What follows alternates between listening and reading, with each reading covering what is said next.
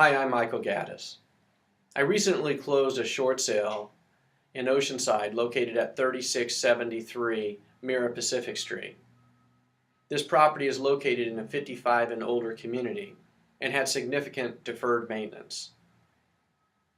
The property was encumbered by two liens. The first was with SLS and the second was with real-time resolutions, or RTS.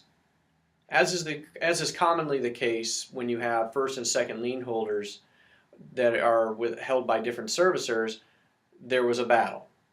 The first lien holder, SLS, wanted to give the second lien holder, RTS, $2,100, or 8% of their outstanding balance. Of course, RTS wanted more money. After haggling them down, I eventually got them to agree to $4,000.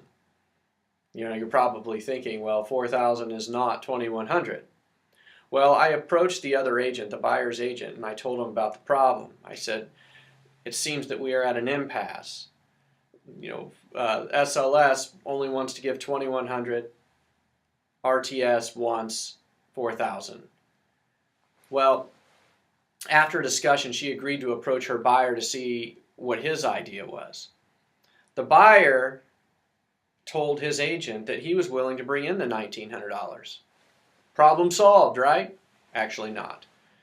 The problem is that SLS was not going to allow for third-party contributions to the second lien holder at all, from no one, period. In other words, SLS was telling RTS, you're getting 8% or you're not getting anything, that's it. So we had this battle of egos going on between SLS and RTS. In fact, we conference called RTS and SLS together, and RTS pitched their point, and SLS was still saying no. Now, SLS said something interesting. They said that it was based on their investor guidelines, that basically their investor was preventing them from allowing third-party contributions. Well, I asked them who their investor was. They told me, and they said it was Bank of America. Well, it just so happens I know people at Bank of America. So I went to Bank of America and I told them about the problem. Bank of America said, well, that shouldn't be that big of an issue. We can allow for a third-party contribution. Let me research it. So after they researched it, they come to find out they don't own the loan anymore. They sold the the ownership rights off to NationStar. Well, it just so happens I know people at NationStar too. So I went to NationStar, and I told NationStar the same thing, and they told me it shouldn't be a problem, but let me investigate. In the meantime, I approached RTS about it. In fact, I approached a very high-level executive at RTS about it, and I told him about the problem.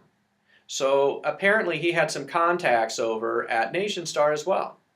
So between the executive at RTS and myself, we were able to get a very high-level NationStar executive involved who authorized SLS to allow for the third-party contribution to go through so that we could close the short sale. This is a classic case of how, short sales with multiple lien holders can become very, very difficult situations for your average real estate agent. The only way that I was able to navigate through this was I had to take my realtor cap off and put my lawyer hat on and try to get someone over there who had some sort of power to look at this objectively and say, it doesn't make sense for us to let this thing go through. It was a good offer on the house. The house was had a lot of deferred maintenance. SLS didn't want to take this house back. They were getting a very good offer on it. It was a good deal for everyone involved. And thanks to the intervention of executives at Bank of America, NationStar, and RTS, we were able to close this deal.